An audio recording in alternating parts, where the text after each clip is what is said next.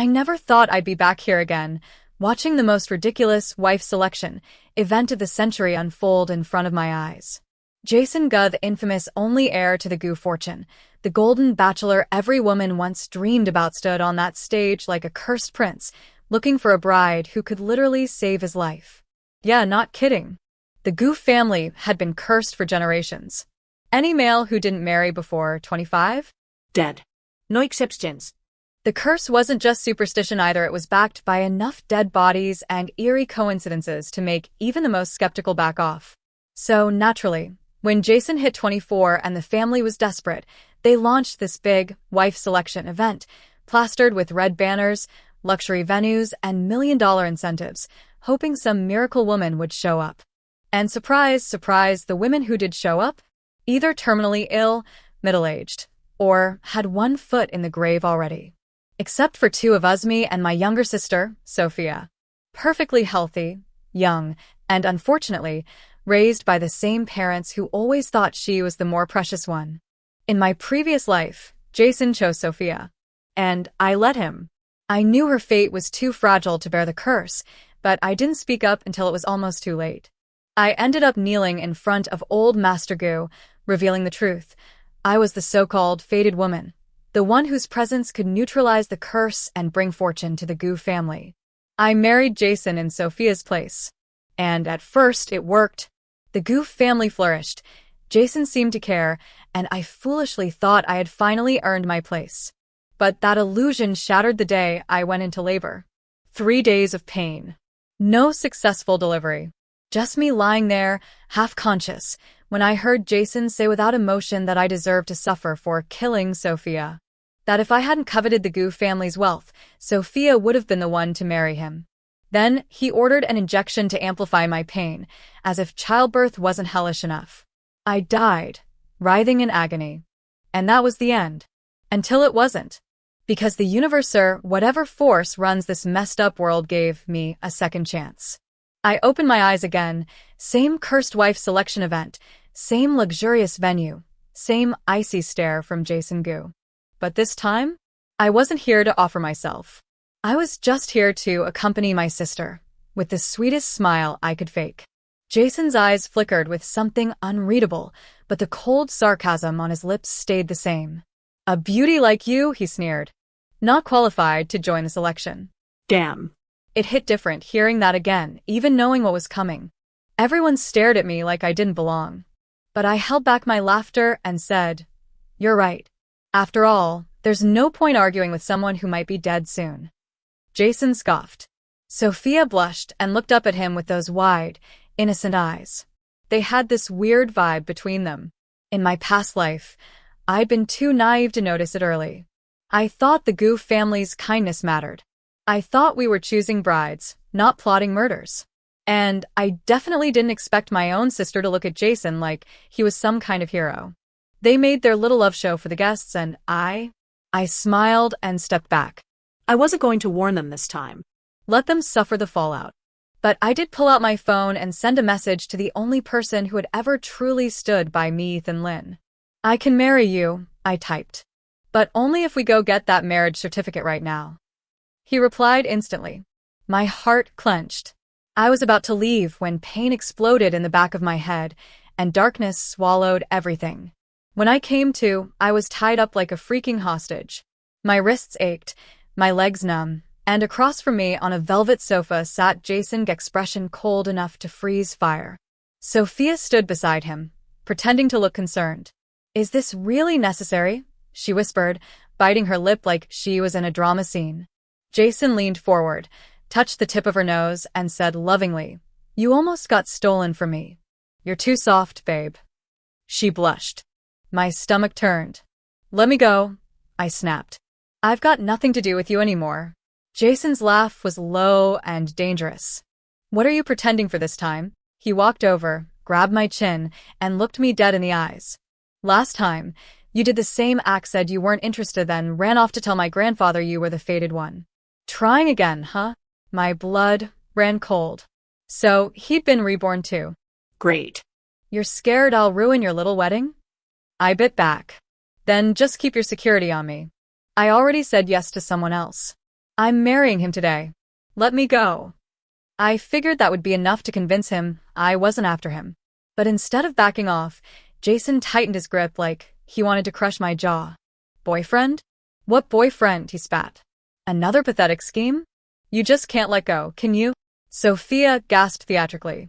Sister, since when did you have a boyfriend? Are you really trying to steal my fiancé? Jason wrapped his arm around her possessively. Don't worry, he said. You're the only one I'll ever marry. Even if every other woman disappears, I wouldn't look at her. My heart cracked. Not because I loved him now, but because those exact words had once meant something to me. I'd met Jason long before all this mess. Back when he was just some hungry stray boy, sleeping in alleys and stealing scraps. I gave him food, Clothes. Hope. he told me he'd repay me one day.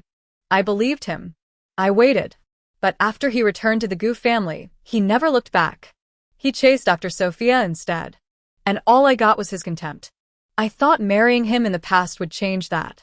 I thought love meant something. But all it brought me was death. And this time, I wasn't dying for him again. I wasn't even going to save him. Let him rot in his own curse. He could worship Sophia all he wanted. He could spit lies and rewrite history. I was done playing nice. I was done being the backup bride.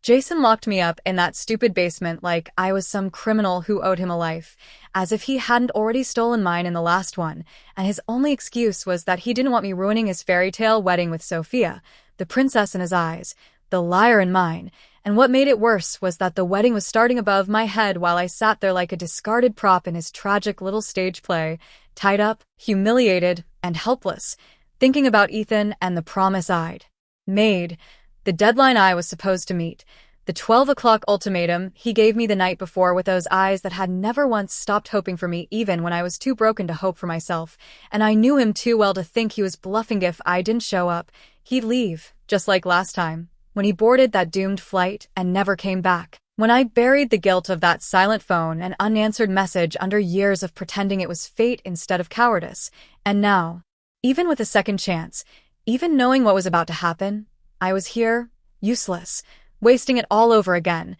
And for what? Because Jason couldn't handle not being the center of someone's world. Because Sophia couldn't stand that fate had picked me instead of her, even if I never wanted to be picked in the first place. And as I sat there trying not to scream from the frustration, the door opened, and in she came like the smug little devil she was, her heels clicking on the tile, her lips curled into this cat got the canary smirk as she waved the bodyguards away and bent down to show off her neck, marked with red kisses like badges of victory, and I knew what she was doing. She wanted to provoke me, to rub in the fact that she'd stolen Jason away, that she'd won. But what she didn't know is that I didn't care about Jason. I cared about the man waiting for me with a heart bigger than any fortune, the one she never could steal, no matter how hard she tried. And yet, when she slapped me across the face with all the force of her pent-up jealousy, leaving a sting and a trail of blood on my lip, I still flinched, not from pain but from the sheer audacity, and she leaned in with that fake pout and said in the nastiest tone, "You really treat trash like treasure, huh? You're pathetic." And I stared at her, realizing this wasn't just about Jason. It never was. It was about everything. How I was always the backup plan, the responsible sister, the one expected to give in, to be kind, to let the spoiled child have the last cookie, the bigger bedroom, the brighter praise, and then she really let it out, like venom laced with every insecurity she ever had. Why you? Why are you the destined one? Why did the elders pick you? I've done everything right. I've obeyed. I've smiled. I've played the part. So why is it still you? And I almost laughed, because the irony was absurd. She was jealous of a curse, of a fate that marked me for sacrifice, of a title that came with blood and pain and death, and she still wanted it, because in her mind, being second to me was worse than dying for Jason. And as she clawed at my face with her painted nails, shouting nonsense about fairness and fate, she suddenly stopped, took a step back, and let out a shriek, like I was some monster. Then ran like her little plan had finally backfired, and that's when it hit me.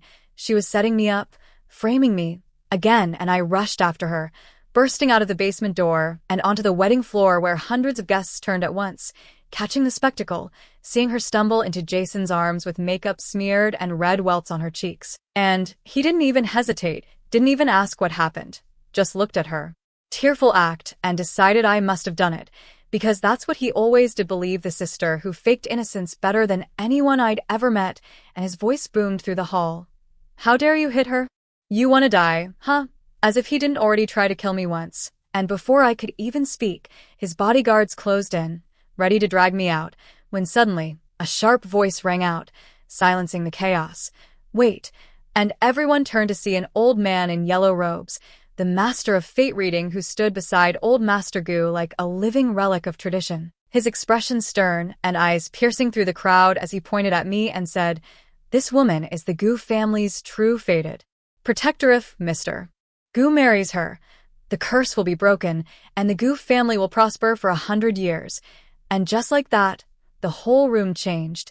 The whispers started, people gasped, and even old Master Gu's eyes lit up like a man given a second shot at immortality. But Jason? Jason didn't budge. He pulled Sophia closer and shouted, "No, I won't marry her.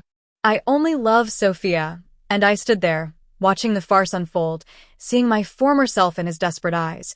The version of me who once thought love would be enough, that sacrifice would be rewarded, and for a moment, I pitied him, until old Master Gu slammed his cane down and barked, "You have no right to refuse," then slapped Jason across the face hard enough to echo, and Jason, this man who'd once broken Mechnolt and cried like a child, "I don't want to marry someone I don't love, Grandpa. Please." But even as he begged, his lies unraveled, because his aunts and uncles confessed the truth right there. The curse was real.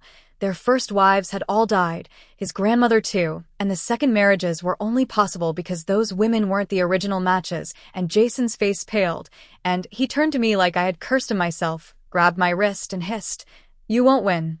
Not this way. I'll tell Grandpa the truth. You're not the one." But I just looked at him, remembering the baby I lost, the pain he gave me, the cold hospital bed I died on, and said nothing, because I didn't have to prove anything anymore. The universe would do that for me. And just when he opened his mouth to yell, another voice sliced through the noise like a blade. "Mr. Gu, how exactly do you plan to make my wife look bad?" And I turned in time to see him, Ethan Lin, my anchor, standing in the middle of the hall with a string of relic beads in one hand and fury in his eyes. And when the crowd recognized him, they collectively held their breath, because this wasn't just a man, this was power, the kind of power Jason could only dream of, the kind that didn't need to speak twice. And when Jason tried to brush it off like a joke, like I was some nobody, Ethan didn't even blink, just pulled me to his side and said it loud and clear, "I'm here to take my wife. This circus has nothing to do with her." And as the gasps and chaos swallowed the room, I felt something I hadn't felt in years. Safe. Jason looked like he'd just swallowed a whole bottle of poison when Ethan pulled me to his side and stood between us like a living wall of steel, and I could see the disbelief all over Jason's face, like he couldn't comprehend how someone as powerful as Ethan Lin, the Ethan Lin, could possibly show up for someone like me. But that was always his problem, wasn't it? He could never see past what was right in front of him, could never understand that loyalty, real loyalty, wasn't something you could measure by wealth or status or bloodline. It was something you earned with time, with truth, and with pain, and I'd given Ethan all three in spades, even if I hadn't realized it until too late in the last life. But not this time, because this time I wasn't going to let the past repeat itself. And when Jason tried to laugh it off, waving a hand like none of this mattered, muttering something pathetic about how I was just a cast-off, Ethan didn't even flinch, didn't raise his voice, didn't posture like Jason always died, just gave me this quiet look that made my throat tighten, and turned to Jason with a smile sharp enough to cut marble. And when he spoke again, the room went dead silent. "Do you think I'd call her my wife if I didn't mean it?"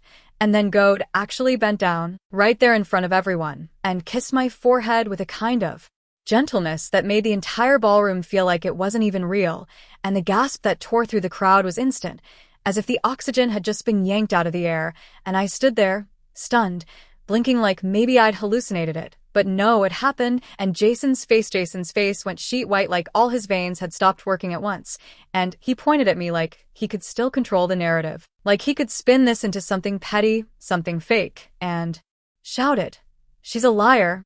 She's manipulating you. The whole fated wife thing is a scam, and fall for it." And Sophia, of course, jumped in like the snake she was, throwing herself at Ethan with a fake tearful voice. "Yes, Prince, please don't believe her. My sister's been obsessed with Jason for years. She's just trying to break us up." And that was when old Master Gu lost it, grabbing Jason's wrist and screaming, "Enough! You've been lied to." You're cursed, boy, and you still won't open your eyes?" And then he pointed at me like I was the only candle left in the dark. "She's the one fate chose, not that girl clinging to your arm like a leech." And Jason jerked back like he'd been electrocuted, eyes wide and angry and scared all at once. And he screamed back, "Even if I'm cursed, even if I die, I will never marry her." And in that moment, he looked at me with more hatred than he'd ever shown before, grabbed the wedding ring, and shoved it onto Sophia's trembling finger like he was defying God himself. And I didn't stop him, didn't flinch, just stood still as he spat his final words in my direction. "If I'm going to marry someone, it'll be the woman I love, not some fake destined lady with a savior complex." And that was when everything stopped, because the second the ring clicked into place, Jason's entire body went rigid, and his face contorted into something twisted and terrifying. And he clutched his chest like he'd just been stabbed from the inside out, and Sophia screamed and dropped to the floor, her spine arching in an unnatural angle like she'd been struck by lightning, and the guests, every last one of them, jumped out of their seats, gasping, panicking. Someone even screamed, and the old master dropped his cane and rushed to Jason's side shouting for an ambulance. But I didn't move. I just watched it all like I was outside my body, because it was finally happening. The curse, the price of defying fate, of playing God with people's lives, of mocking those who tried to protect you. And I could see it in Jason's face as he writhed on the marble floor, that horrifying realization sinking in that everything I'd warned him about was real, that I wasn't lying when I told him Sophia couldn't handle the curse, that she would die and so would he. And now it was too late to undo any of it, too late to cry and beg and pretend to be the victim. And just as the paramedics burst through the doors and chaos engulfed the hall, Ethan gently pulled me back, away from the wreckage, away from the agony, and whispered in my ear, "You don't need to see this." And we walked out of that nightmare hand in hand, leaving Jason and Sophia to face the consequences of their choices. And I didn't feel guilty, not even a little, because they weren't just reaping what they sowed in this life, they were paying the price for what they did to me in the last. And for the first time in 2 lifetimes, I wasn't the one left behind, wasn't the one bleeding, while everyone else celebrated, because Ethan didn't just stand beside me, he stood for me. And when we got outside and the paramedics shouted that they couldn't figure out what was wrong with Jason, that all his vitals were normal but he was still in excruciating pain, old Master Gu collapsed from stress and had to be carried away too. And even then, even seeing his empire crumble before his eyes, he still begged me, literally fell to his knees in front of the hotel lobby and cried out, "Please, Sienna, save him, you're the only one who can." And all I could think about was that cold hospital bed, that injection that ripped through my body while I screamed for mercy and got none, that unborn child who never got to take a single breath because they decided my fate had expired. And I looked that old man in the eye and whispered, "I already died for your family once. Don't ask me to do it again." And turned away without a shred of hesitation, because I had someone waiting for me. Now someone who never asked me to bleed to prove my worth. And when I looked at Ethan, at the way he held my hand like he was afraid I'd disappear again, I knew this time I wasn't walking alone. Ethan held my hand the entire way out of the venue, never letting go, never once looking back at the chaos we left behind. And I didn't ask questions either, because I knew if I did, if I gave myself even a second to hesitate, I'd feel the cracks forming in my chest, the kind that came from remembering too much too fast, like how the last time I walked away from the Gu family, I was in a coffin, or how the baby I never got to hold had already stopped breathing before anyone cared enough to save me.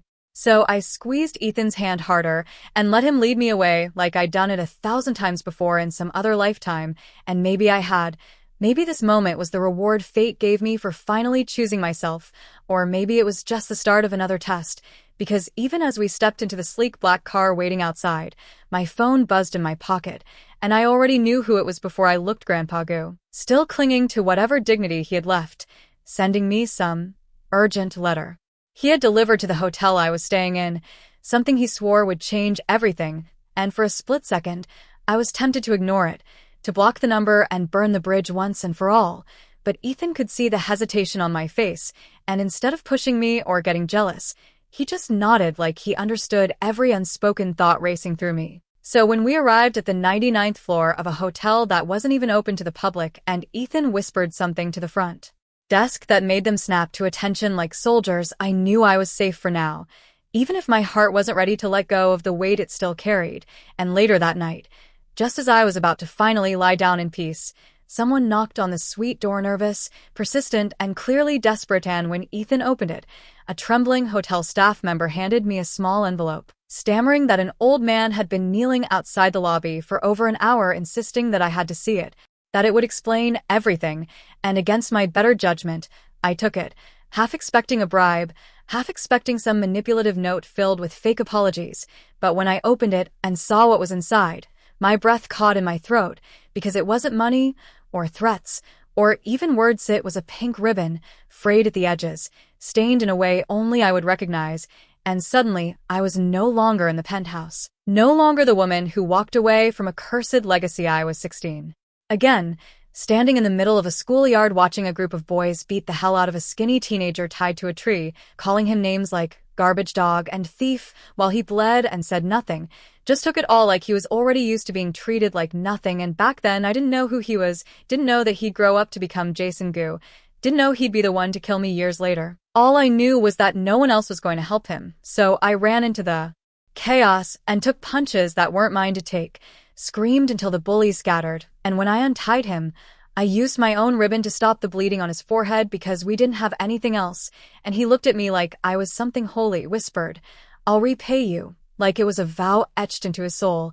And now that same ribbon was here, shaking in my hands, like a ghost from the past begging to be remembered, and I knew God. I knew that Jason had sent it because he thought it would be enough, that a piece of our shared past would make me forgive everything. But the truth was, that little boy from the tree died the moment Jason decided I wasn't worth protecting, and no amount of sentimental keepsakes could change that. So I threw the ribbon in the trash without a second thought and told the staff, "Tell him I never want to see him again," because I meant it. And just when I started to breathe again, thinking it was finally over, the messages started, desperate ones.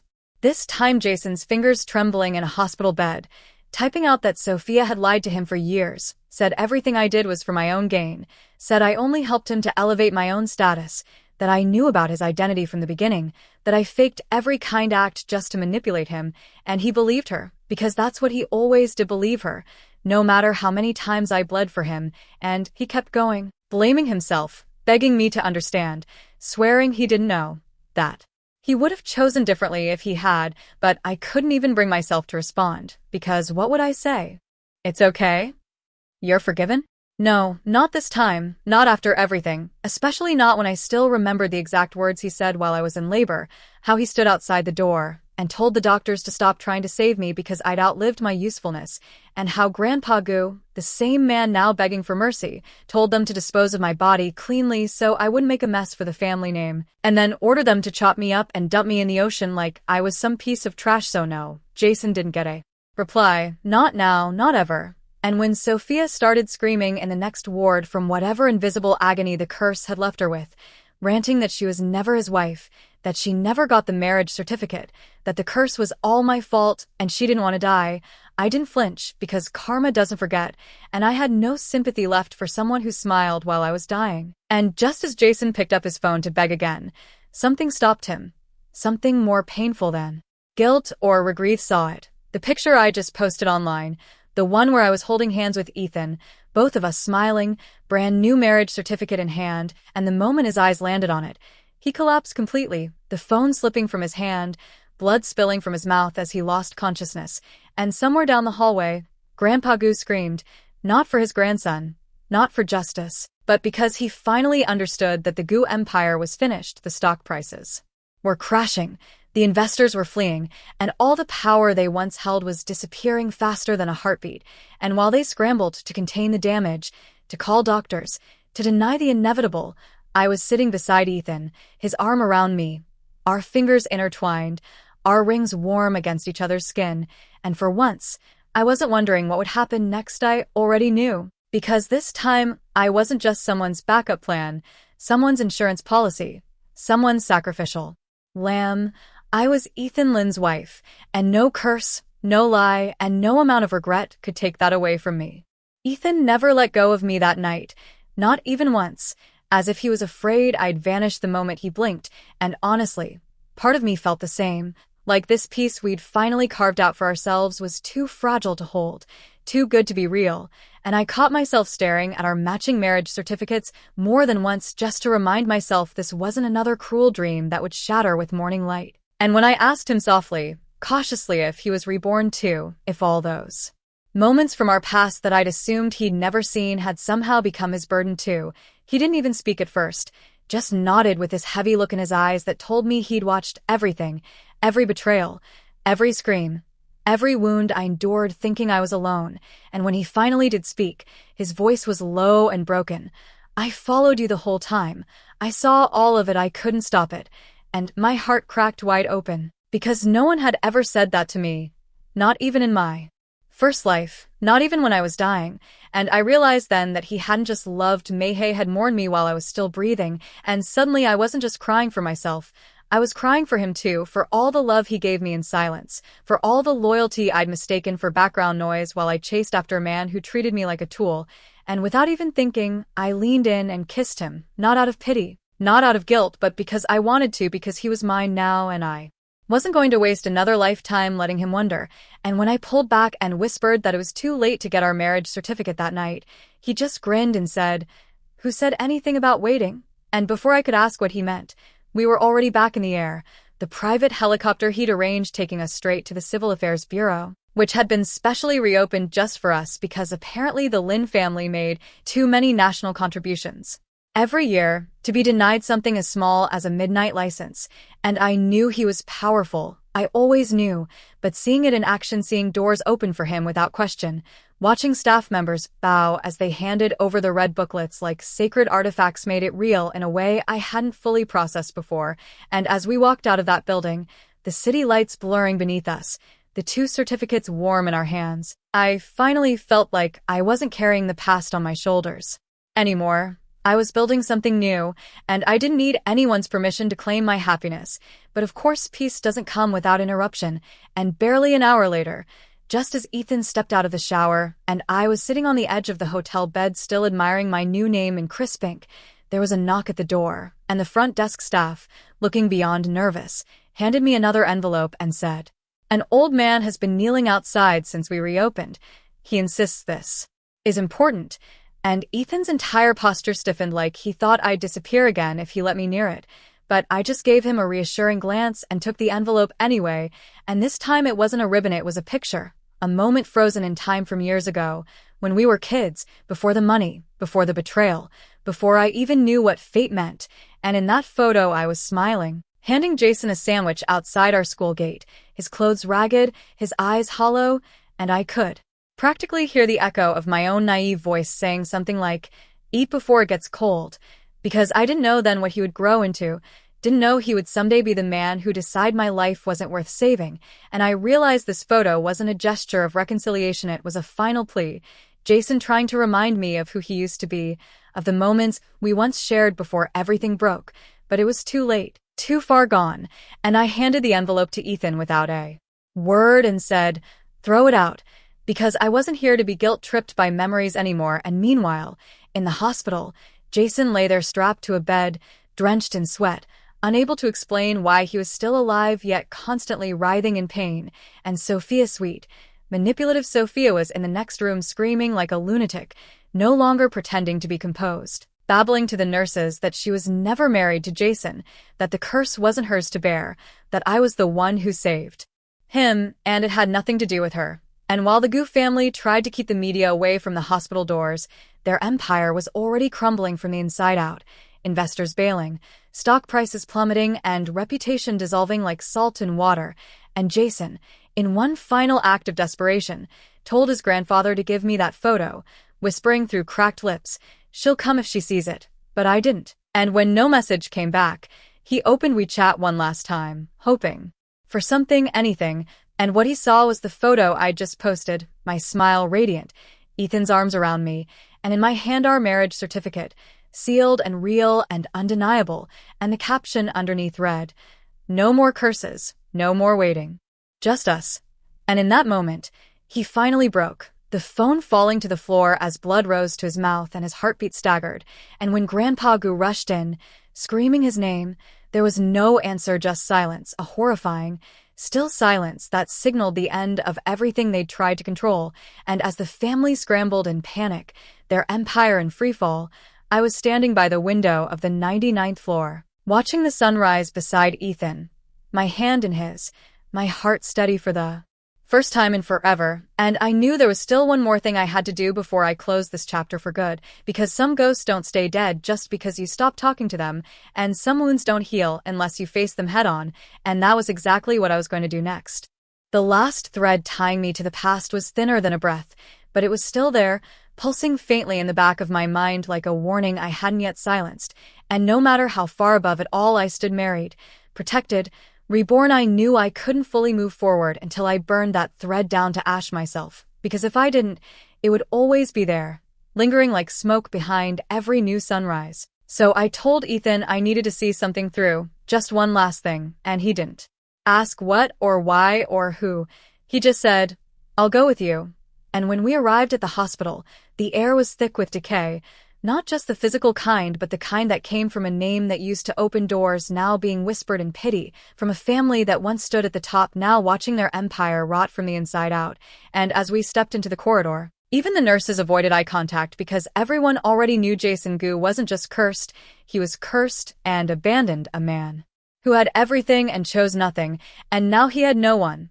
Not even Sophia, who was strapped down in the psychiatric ward muttering nonsense about how she was just a stand-in, how she was never supposed to be the one, how the curse was always mine to carry, and when I walked past her door, I didn't slow down, not even for a second, because I had nothing to say to a woman who was willing to kill her own sister's child just to wear a wedding dress. But when I entered Jason's room, I stopped, because there he was, frail, pale, hollow-eyed, and yet still gripping his phone like it could save him. Like one message from me could erase 2 lifetimes of betrayal, and when he saw me, his eyes lit up with this pathetic glimmer of hope that should have made me angry but didn't, because all I felt was emptiness, the kind of hollow peace that comes when you've cried everything out and there's nothing left to feel, and he tried to sit up but couldn't. So he reached out with one trembling hand and said my name like it hurt him to say it, Sienna. And for a second I didn't respond, because I wasn't that girl anymore, the one who'd waited at the window, who'd thought love meant sacrifice, who'd believed that being chosen meant I mattered. No, I was the woman who walked away from the fire and let it burn behind her, and finally I looked at him and said, "You should have let me die the first time, it would have been kinder than this." And he flinched like I'd slapped him, tried to say something, but I cut him off. "There's nothing left to explain, Jason. You made your choice twice, and now you want me to what? Pity you? Save you? Call you the man I loved?" And he shook his head, eyes glassy, voice barely a whisper. I was wrong.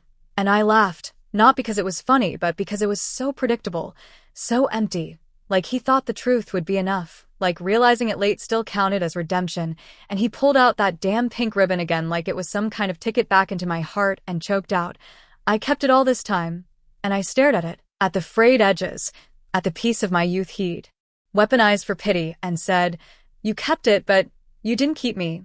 And that's when I saw the truth finally settle in behind his eyes, that I wasn't coming back, that he wasn't getting a third chance, and his shoulders sagged like something inside him had finally snapped, and I turned around to leave.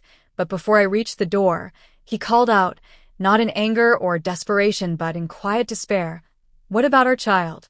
And my body froze, because he said it like it still mattered, like he thought I would forget, like he thought I hadn't been haunted by that loss every single day since the moment he let me bleed out while he whispered that I deserved it, and I didn't turn around, didn't let him see the tear that escaped before I crushed it, but I did answer, voice cold and final, "You don't get to speak about that child, not after what you did, not after how you let us die." And I walked out without looking back, walked out of that hospital, out of that legacy, out of that story that had never been mine to begin with. And when I stepped into the sunlight where Ethan was waiting, leaning casually against the car like the world wasn't shifting beneath our feet, I walked straight into his arms, and for the first time, I felt the weight lift, not just from my shoulders, but from my soul. Because this time I chose my ending, and it wasn't a grave or a cold bed or an empty promise. It was him, Ethan, who looked at me like I was enough without needing to be fated, chosen, or broken first. And as we drove away, leaving the ruins behind, I knew the Goof family wouldn't recover, not just financially but spiritually, because curses don't need spells, they just need people who refuse to change. And Jason Goo had been given every chance, every warning, and still chose wrong. And when the news broke that same night that he had passed away quietly in his sleep, no trace of illness, no medical explanation, the headlines didn't mourn him, they speculated, whispered, wondered if the curse had claimed him after all. And the next morning, Sophia disappeared from the hospital entirely, vanished like a ghost who had finally served her purpose, and no one bothered to look for her, because her story was over too. And meanwhile, Ethan and I stayed quiet, stayed low, stayed away, because happiness doesn't always need applause, it just needs peace. And when I finally stood on the edge of the cliff overlooking the ocean, the place I once imagined my body floating in pieces, I held Ethan's hand and whispered, "I'm still here," and he smiled and whispered back, "You always were." And maybe that was the real miracle, not that I survived, not that I got revenge, but that I found someone who saw me before I ever had to break. And this time I didn't look back, because this time I didn't need to.